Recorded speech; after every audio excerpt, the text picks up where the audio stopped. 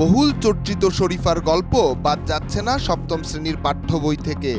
তবে কিছু শব্দে আসতে পারে পরিবর্তন, এমনটাই জানা গেল জাতীয় শিক্ষাক্রম ও পাঠ্যপুস্তক বোর্ড চেয়ারম্যান অধ্যাপক মোহাম্মদ ফরহাদুল ইসলামের মন্তব্যে।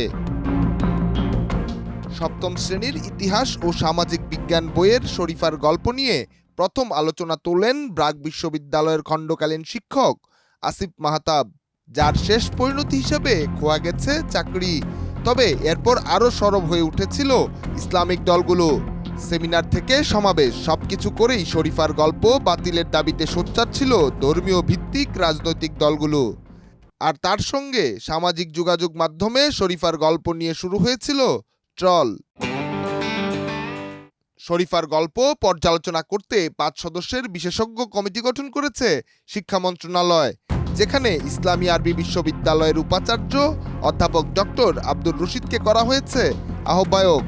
এছাড়া অন্যদের মধ্যে রয়েছেন ইসলামিক ফাউন্ডেশনের গভর্নর মুফতি মাওলানা কফিল উদ্দিন সরকার, এনসিটিভির সদস্য মশিউজ্জামান, ঢাকা বিশ্ববিদ্যালয়ের আইইআর এর পরিচালক অধ্যাপক আব্দুল হালিম এবং ঢাকা আলিয়া মাদ্রাসার অধ্যক্ষ অধ্যাপক মোহাম্মদ আব্দুর রশিদ। নতুন বছরে সপ্তম শ্রেণীর ইতিহাস ও সামাজিক বিজ্ঞান বইয়ে পরিমার্জিত করে আবারও ছাপা হচ্ছে শরীফার গল্প। নিয়া সরকার অঙ্কুর, দেশ রূপান্তর।